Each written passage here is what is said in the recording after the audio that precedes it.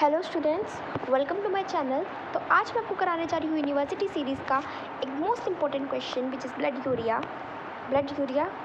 Clinical importance. सो blood urea या तो इस पर क्वेश्चन आते हैं क्लिनिकल इंपॉर्टेंस, आप लोग बताओ ब्लड यूरिया की, यह आएगा आपका डायग्नोस्टिक सिग्निफिकेंस, बताओ डायग्नोस्टिक सिग्निफिकेंस। तो ये दोनों चीज़ पे बेटा आपका क्वेश्चन पूछा जाता है। तो ब्लड यूरिया बेटा बेसिकली क्या होता है?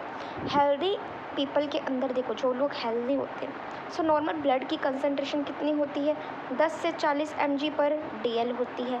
किसके अंदर? हेल्दी पीपल में नॉर्मल कंसंट्रेशन ब्लड की 10 से 40 mg पर DL है।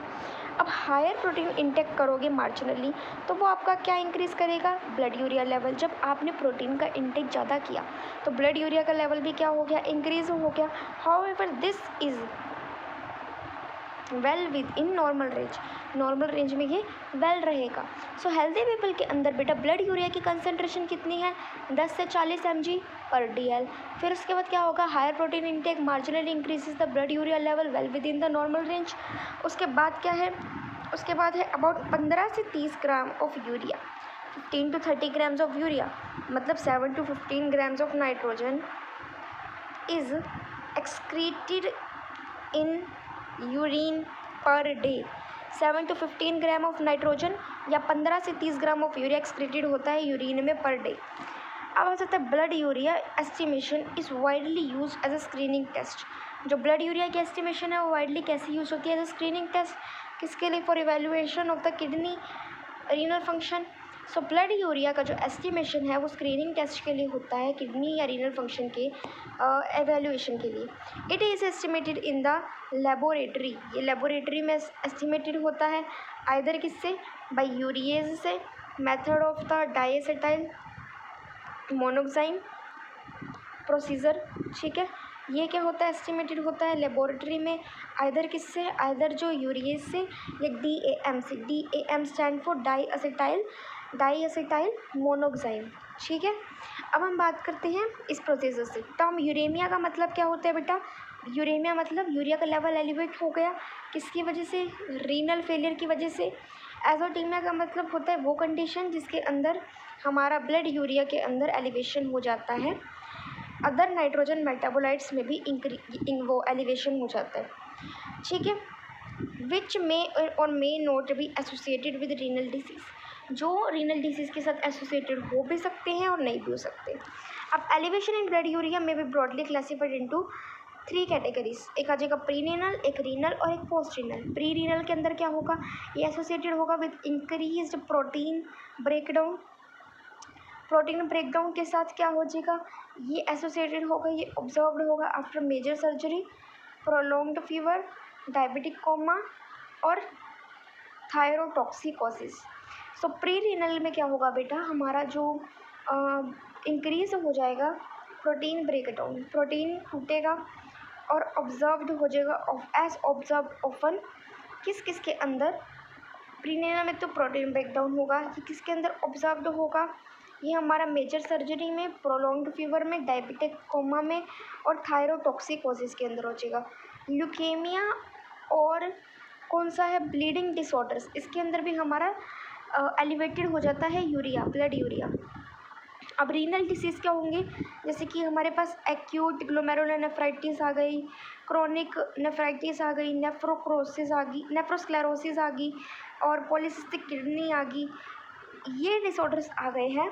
ठीक है, उसके बाद क्या है? ब्लड यूरिया यहाँ पे इंक्रीज़ हो रहा है, यहाँ पे भी ब्लड यूरिया इंक्रीज़ होता है। बेसिकली ये नेफ्रॉन से रिलेटेड है, मतलब एक्यूट देखो, acute glomerulonephritis, chronic nephritis, nephrosclerosis और पॉलीसिस्टिक किडनी, इसके अंदर ब्लड यूरिया एलिवेटेड हो रहा है। नेक्स्ट हम लोग बात करते हैं लास्ट की, विच इज़ पोस्ट रीनल। यहाँ पे हमारा ऑब्स्ट्रक्शन आ रहा है यूरिनरी ट्रैक्ट में, मतलब ट्यूमर्स आ रहे हैं, स्टोन्स आ रहे हैं, या फिर आपका प्रोस्टेट ग्लैंड लार्ज हो गया, ब्लड यूरिया क्या हो गया? एलिवेट हो गया।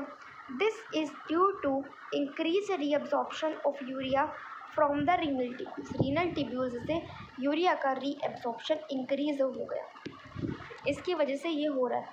सो आई होप आपको ये समझ में आ गया हो। एक बार दोबारा से रिवाइज करवा रही हूँ, रिवीजन करा रही हूँ, ताकि आपको ये कंसेप्ट क्लियर हो जाए। सो हमने क्या पढ़ा इस वीडियो में? हेल्दी पीपल का नॉर्मल कंसनट्रेशन यूरिन का कितना है? 10 to 40 mg/dl। फिर उसके बाद क्या है कि जो अगर प्रोटीन इनटेक हायर होगा तो मार्जिनली हमारा क्या इंक्रीज़ होगा? ब्लड यूरिया का level well within the normal range. 15 से 30 ग्राम या ऑफ यूरिया या 7 से 15 ग्राम ऑफ नाइट्रोजन क्या होंगे? In urine per day excreted होंगे। ठीक है। फिर उसके बाद क्या है? ब्लड यूरिया की जो एस्टिमेशन है वो स्क्रीनिंग टेस्ट के लिए है for the evaluation of kidney या renal function. It is estimated in the laboratory. कैसे? By increase method of the निर्वासन लेबोरेटरी के अंदर इंक्रीज हो रहा है यूरिएज से और डाइसेटाइल मोनोक्साइड डैम से प्रोसीजर से। उसके बाद यूरेमिया क्या होता है? हमारा यूरिया का लेवल एलिवेट हो रहा है रेनल फेलियर के कारण। एसोटीमिया क्या होता है? वो कंडीशन जिसके अंदर ब्लड यूरिया इंक्रीज तो हो रहा है, जो एसोसिएटेड होगा और नहीं एसोसिएटेड होगा किसके साथ? रीनल डिसीज़ के साथ। और इसमें नाइट्रोजन मेटाबोलाइट्स भी इंक्रीज हो रहे हैं।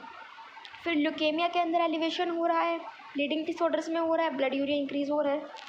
फिर उसके बाद क्या है?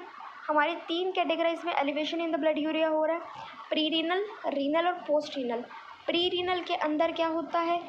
प्री रीनल में हमारे पास सारे के सारे वो आ जाएंगे, major surgery, prolonged fever, diabetic coma और थायरोटॉक्सिकोसिस इसकी वजह से होता है। ये एसोसिएटेड होता है जब हमारा ब्लड यूरिया प्रोटीन ब्रेकडाउन बढ़ता है। बेटा प्रोटीन ब्रेकडाउन ये किस में ऑब्जर्व होता है? डायबिटिक कोमा में, थायरोटॉक्सिकोसिस में और हमारा मेजर सर्जरी में और प्रोलॉन्ग फीवर में। ल्यूकेमिया में और जो हमारा ब्लीडिंग डिसऑर्डर उसमें हमारा इंक्रीज़ होता है ब्लड यूरिया। रीनल में क्या होता है? हमें रीनल डिसऑर्डर्स देखने को मिलते हैं, जैसे ग्लोमेरुलोनेफ्राइटिस हो गया एक्यूट वाला, एक्यूट ग्लोमेरुलोनेफ्राइटिस, नेफ्रोक्रोसिस हो गया और पॉलीसिस्टिक किडनी हो गया और एक और हो गया क्रोनिक नेफ्राइटिस। ब्लड यूरिया इसमें एलिवेट हो गया।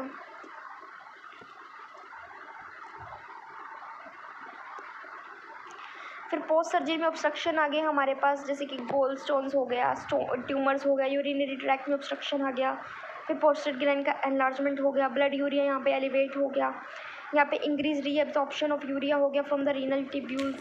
सो यही हमारा ब्लड यूरिया, यही हमारा था ब्लड यूरिया का के बारे में डायग्नोस्टिक सिग्निफिकेंस या क्लिनिकल इम्पोर्टेंस।